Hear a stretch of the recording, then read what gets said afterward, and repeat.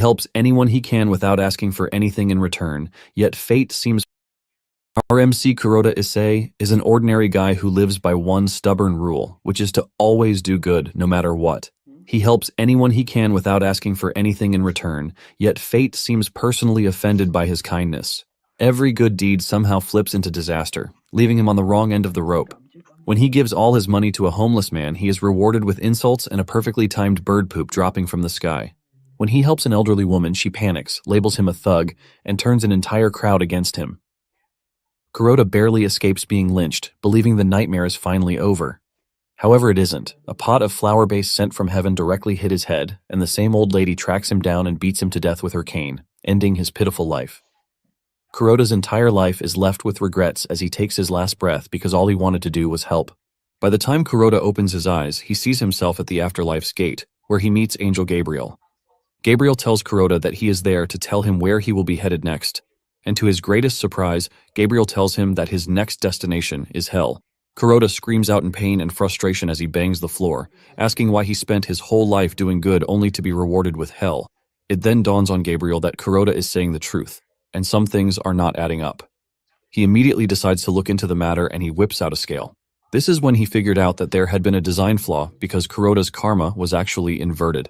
Kuroda is shocked and confused by this, and Gabriel explains to him that every living thing possesses karma energy. Basically, the more good deeds one performs, the more energy surrounding the person shifts in a positive direction. This then increases the likelihood of good things coming back to the individual. However, this is not the case because all the good things he has done have generated negative karma. Gabriel's misfortune, thanks to the fact that he has done a lot of good things. Gabriel lets him know that his karma is currently in the worst state that it can, and to put it into perspective, it is worse than that of a heinous criminal. Kuroda is stunned when he hears this, because this means he's going to get the ultimate punishment.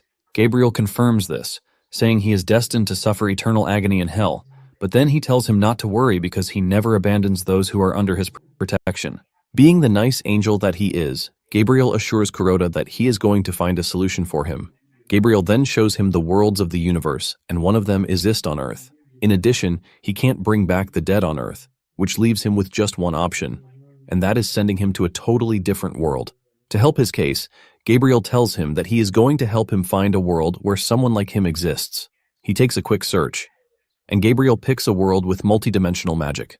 Gabriel spots a mage who just tried a forbidden spell, which killed his soul. However, his body is still alive and empty. Gabriel then tells Kuroda that he is going to send him into this body. Kuroda is confused by this, but Gabriel urges him to calm down, assuring him that he will understand everything soon enough. In addition, Gabriel tells him that he is going to give him a small gift as compensation for his inverted karma. This turns out to be ultimate karma, which displays on a status window right in front of Kuroda. The information on the screen tells Kuroda that for every good deed, he gains 100 luck points, and these luck points are temporary.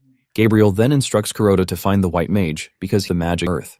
Even with this, Kuroda is confused about what to do, and Gabriel tells him that he also doesn't know. Gabriel mentions that he is not allowed to interfere with the things that are happening in the universe. Nonetheless, Gabriel wishes him good luck, hoping that luck stays on his side this time around. As Gabriel sends him off, he offers his sincerest apology for what he has gone through. Kuroda's soul passes through the astral portal, and when he opens his eyes, he finds himself in the mage's body. Kuroda is surprised and impressed that he actually got a second chance at life. Now that he is on his second play, he remembers that his mission is to find the white mage so he can return to Earth and live a normal life. Kuroda stands up and walks to the mirror, and he is impressed with his new badass look. He is in the middle of this when he hears a loud noise behind him. He walks over to investigate, and what he sees sends a wave of shock through his body. There are thousands of monsters standing in front of him, chanting "Long live the Black Mage," and while he is still trembling from this, appears behind him, telling him to put on his cloak.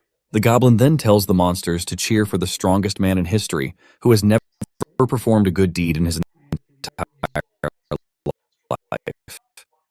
Basically, the Black Mage is known for committing the worst atrocities, why he nation of evil. Because Kuroda can't stare back inside, his instinct is to run away because he doesn't know what he is doing among monsters. Suddenly, the goblin from before appears beside him, asking him if he is alright. Kuroda almost faints from the dude's sudden appearance, and he demands to know what he wants from him.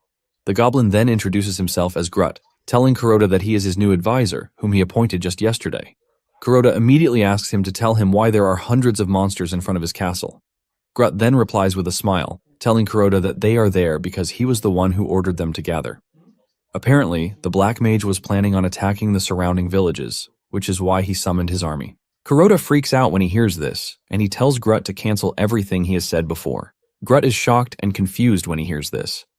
He immediately blames himself, and surprisingly, he flicks his finger to set himself on fire. Kuroda is shocked to see this, and he instinctively unleashes his magic to stop the fire.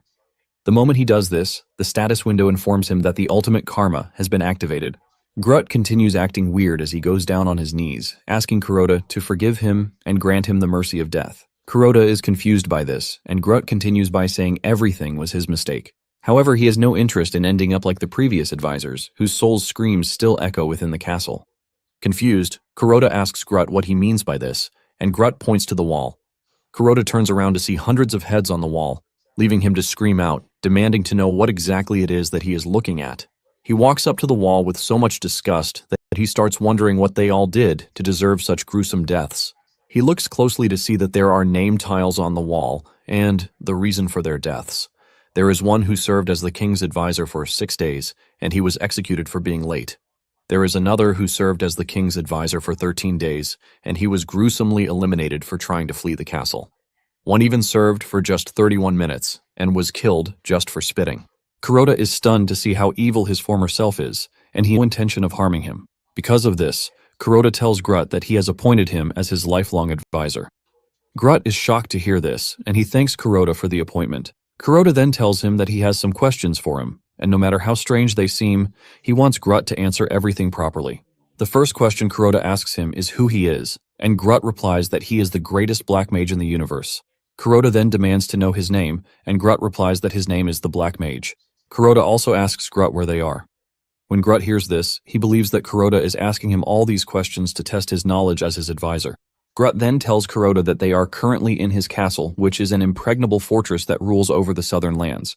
Apparently, the castle also serves as the general headquarters for his army. It finally dawns on Kuroda that he is basically reincarnated into an evil dude, and he is now in command of a whole kingdom of monsters. Kuroda then demands to know when he has been the ruler of the southern lands. Grut thinks for a minute and frantically answers that it has been 40 minutes, but Kuroda screams at him, asking him what he means by this. Grut quickly corrects himself, saying he made a mistake. It turns out that he meant to say 40 billion years, but Kuroda doesn't think this is accurate either. With fear written all over his face, Grut says he has failed his